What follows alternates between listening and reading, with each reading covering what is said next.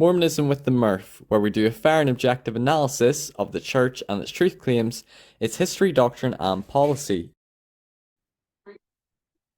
Hello everyone, welcome back to my channel, Mormonism with the Murph, where Latter-day Saint explores the Church's history and the Church's truth claims. So we're continuing our series on the Book of Mormon. In the last episode, we had a look at did Joseph Smith plagiarize from other books in his time, such as the Late War or the First Book of Napoleon.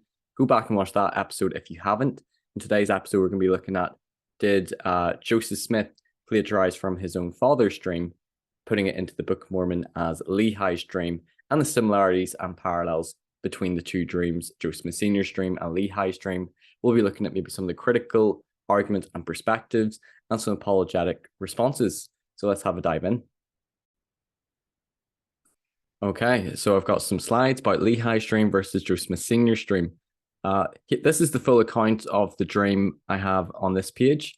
I'm not going to read it all because it is quite long.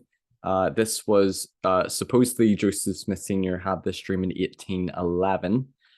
So this would have been when his family was living in Lebanon, New Hampshire, and Joseph Smith Jr. would have been 5 years old, but it was recorded in 1845 in Lucy Mack Smith's own biography. So that would have been after both Joseph Smith Sr. and Joseph Smith passed away, and it's about 15 years after the Book of Mormon was published as well. But really, the main argument is that the similarities between these two dreams, critics would say, oh, this is Joseph Smith taking from his own father's dream and putting it in to the Book of Mormon story.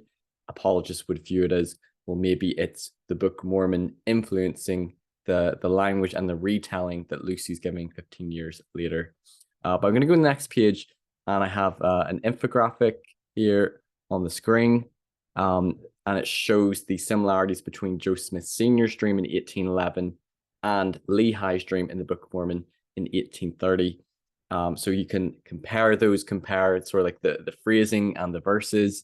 I have a bullet point list here from Fair Mormon, and they say that there are many obvious connections between this dream and Lehi's vision of the Tree of Life, recorded in 1 Nephi 8.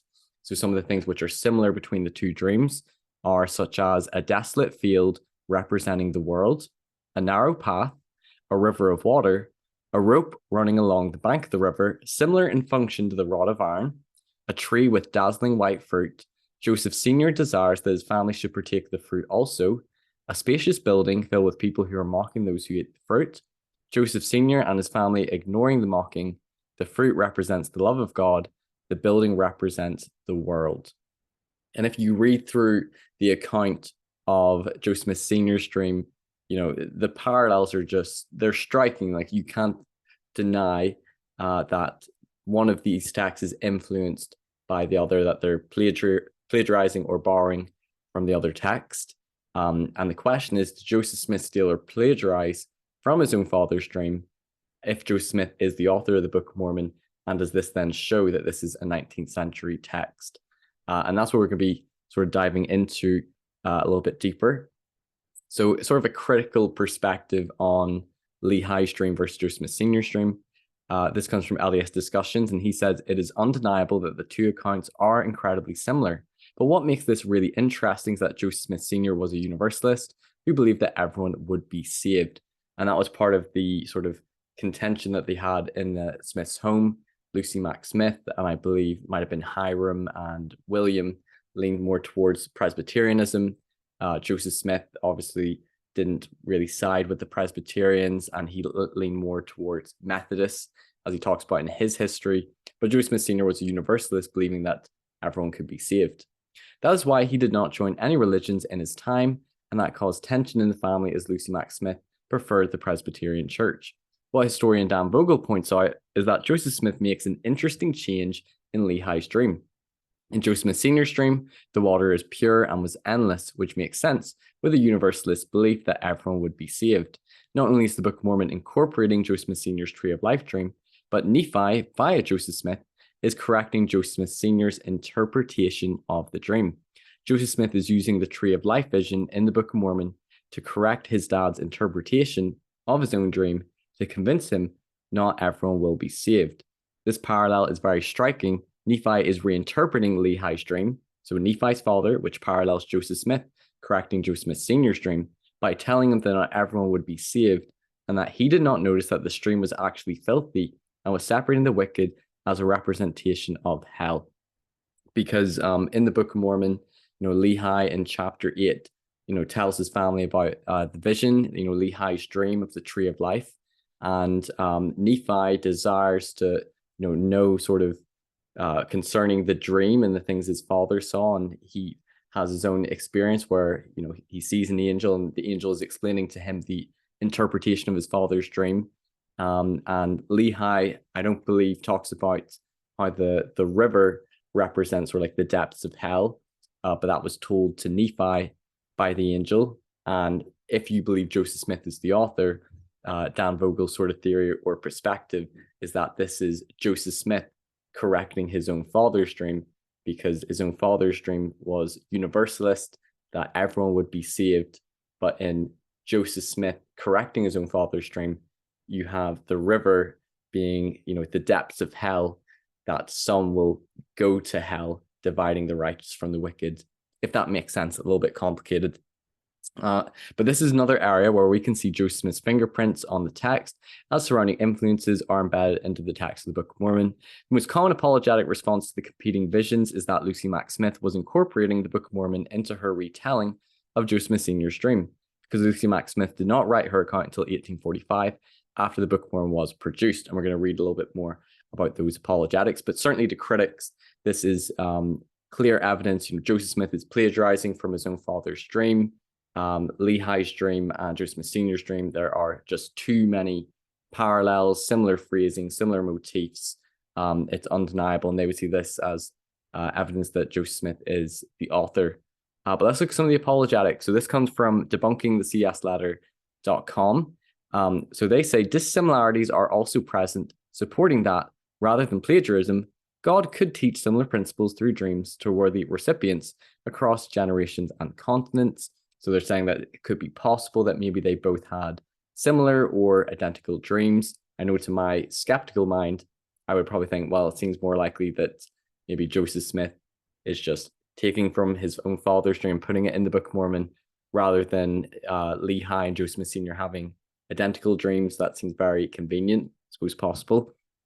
None of Joseph's family regarded the similarities as evidence that Joseph Smith Jr. was engaging in a forgery. And that's an interesting point, because you would think that, if Joseph Smith Sr. had told his dream to the family, that then if they read it in, Lehi, and when he's telling his vision of, the tree of life, you think Joseph Smith's family members would be like, hold on a minute, you're just taking from Dad's dream and putting it in the Book of Mormon, and, you're making all this up. This is a forgery. But none of them accused him of it. It is possible that Lucy's late recollection was influenced by what she read in the Book of Mormon. Her memory would have been affected by what she learned in the more detailed Book of Mormon account. Even as it stands, the Book of Mormon account is far more detailed and lengthy than the material from 1844 to 1845.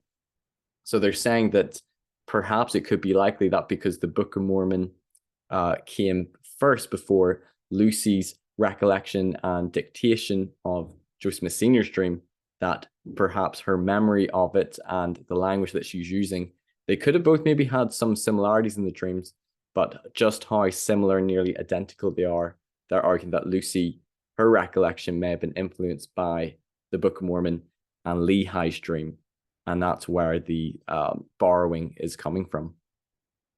Farrar goes on to say the source of the dream is Lucy's manuscript for Joseph Smith, the prophet, and his progenitors for many generations, which she dictated to Martha Jane Correa in the winter of 1844 to 1845.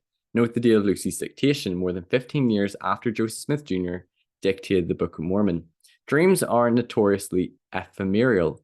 It is difficult for most people to remember the details of a dream, and those details quickly fade in the first few minutes after awaking. The amount of detail Lucy records and the second-hand nature and late date of her testimony have led many to the conclusion that Lucy's recollection was strongly influenced by what she read in the Book of Mormon. That is, it is difficult to establish how much Joseph Sr.'s original dream had in common with the Book of Mormon, since the details which we have are only available after the fact, when Lucy's memory would have been affected by what she learned in the more detailed Book of Mormon account. Even as it stands, the Book of Mormon account is far more detailed and lengthy than the material from 1844 to 1845. Thus, it seems plausible that there is a relationship between the Book of Mormon and Lucy's text, but we cannot know in what direction that influence moved. So sort of arguing here that it seems almost strange that, one, that he would remember his dream so vividly that after a dream you might forget some of the details, but more especially that Lucy remembered all those details and just very specifically as she's dictating the dream. And they're saying that because it's late and a secondhand account, her recollection, that it seems likely that the Book of Mormon and Lehi's dream might have influenced her retelling of it, and that there is a relationship between the Book of Mormon and Joseph Smith Sr.'s dream. They're nearly identical, really strong similarities and parallels, but that it may have been Lucy being influenced by Lehi's dream and not Joseph by his own father's dream. Some apologists and scholars point to old world themes and traditions supporting Lehi's dream of the Tree of Life. I got this from thirdhour.org. This was an interesting article, and I'll include it in the description. But it says that this is not the end of the similarities in ancient writings. Ash writes, "We now know of similar motifs dating to the 5th through 3rd century BC from Italy, Sicily, Crete, and Macedonia, which depict the dead wandering through a world of darkness in search of a white cypress tree. Non-Mormon commentators agree that the cypress tree represents the Tree of Life and that this mythology most likely originated in Egypt." British scholar Margaret Barker, who is a Methodist preacher and president of the Society for Old Testament Study, explains the significance of the iron rod. Typically, she notes biblical rods represent rulership, but a more accurate symbol would be a shepherd's rod as a symbol for guidance. Lehi's vision has the iron rod guiding people to the great tree. This is the older and probably the original understanding of the word rod. Interesting, those parallels about the representation of rods in rulership and being a symbol that a shepherd would use, and how the iron rod leads us to the tree as well. Ancient parallels to Lehi's dream as well. So continuing, Griggs writes, "The Book of Mormon brought the Tree of Life to our attention long before modern scholarship revealed how common the tree was in ancient history. The symbol of that tree pervades the art and literature of every Mediterranean culture from centuries before the time of Lehi until well after the time of Moroni. This fact, and the fact that Lehi and Nephi portrayed the spiritual meaning of that symbol, much the same way other ancient cultures portrayed it, demonstrates that the Book of Mormon is an ancient text, not an invention of the 19th century social milieu." So interesting that the symbol of the Tree of Life, he says, is prevalent in other ancient cultures. And this is something that we now know more with recent scholarship. And this may be supporting it being an ancient text and not just coming from Joseph Smith's milieu. Again, a critic might think, well, it's more likely that Joseph Smith is just getting this from his environment, more likely that he's just getting it from his father. But it's interesting to notice that there are these parallels and these symbols in ancient culture about the Tree of Life. Daniel Peterson says that there's interesting parallels between Lehi's vision of the Tree of Life and other old world traditions. Ash writes, citing Peterson's research, "Despite most people's perception of the ancient Israelites, modern scholars recognize that the Israelites were not typically monotheistic, so they didn't believe in a single god. For many years, under the reign of the judges, many Israelites worshipped a female virgin deity, a consort to God, by the name of Asherah. So popular and important was Asherah during Israelite history that an image or symbol of Asherah stood in Solomon's temple at Jerusalem for nearly 2/3 of its existence. The image had a female body from the waist up and a single column from the waist down. The top half represented her maternal nurturing powers. The single column represented a tree trunk. Asherah was not only associated with the sacred Tree of Life, but was in fact considered to be the Tree of Life." So it's interesting that to Israelites, ancient Israelites, that they would have viewed and seen Asherah, who is this female deity, as representing the Tree of Life, and how there's parallels that this might have some ancient core to it, Lehi's dream. So conclusion side, in 1845, Lucy Mack Smith dictated in her history a dream from Joseph Smith Sr. that he apparently had in 1811. There are striking similarities between Joseph Smith Sr.'s dream and Lehi's dream, such as a desolate field, a rope versus a rod, a tree with white fruit, and a great and spacious building. Critics may interpret this as evidence of Joseph stealing or plagiarizing his own father's dream and putting it in the Book of Mormon. And if you believe in Dan Vogel's sort of theory or perspective that Joseph Smith or Nephi, but Joseph Smith pretending to be Nephi, adding sort of the river representing the depths of hell because his father was a universalist, correcting his own father's dream. Because I know Dan Vogel would believe that Joseph Smith's one of the motivations for writing the Book of Mormon would have been to unite the family and to convince his father from being a Unitarian and a Universalist, because the Book of Mormon is very sort of anti-Universalist, heaven and hell. Critics believe this was Joseph Smith plagiarizing from his milieu, stealing from his own father's dream and putting that in as Lehi's dream, whereas apologists point to some ancient parallels in other cultures supporting that Lehi's dream may have some ancient authenticity. Apologist believers may interpret it as not so much the Book of Mormon plagiarizing Joseph Smith Sr.'s dream, but that Lucy, in dictating the dream in 1845, may be relying and borrowing the language from the Book of Mormon. So the influence or the relationship may be going the other way. And you could also acknowledge that the possibility they may have both had similar dreams, although I think it's highly unlikely statistically that they would have identical dreams. So there had to be borrowing and plagiarizing going one way. And it's up to you if you interpret it as Joseph Smith borrowing and taking from his own father's dream in the dictation of the Book of Mormon. But as apologists would say, looking at the documents, Lucy Smith's biography comes later, and the influence or the borrowing could have come from the Book of Mormon in her dictation and her recollection of Joseph Smith Sr.'s dream. So that sums up today's episode. We're going to be diving in next time, exploring more things like anachronisms and jumping into like Protestant Christianity in the Book of Mormon as well. But if you've enjoyed this video, please give it a thumbs up. Please like, share, and subscribe to my channel, Mormonism with the Murph. I'm really excited for all the great content and interviews I've been having. Please comment underneath sort of future content you would like to see. I do want to try to explore all the topics and issues and criticisms against the Book of Mormon. I want to try to have discussions with scholars and historians and experts on it, and to leave no stone unturned. But give me any feedback, what you think your conclusion is on this in the description, if there's any more information with regards to this topic, or if there's anything else that you would like me to cover with regards to the Book of Mormon. That would be great. That would be really helpful. And I'll see you all in the next episode. Take care. Bye-bye. Thanks everyone for watching this video. If you've enjoyed it, please give it a thumbs up, like, share, comment, and don't forget to subscribe so you don't miss any future content.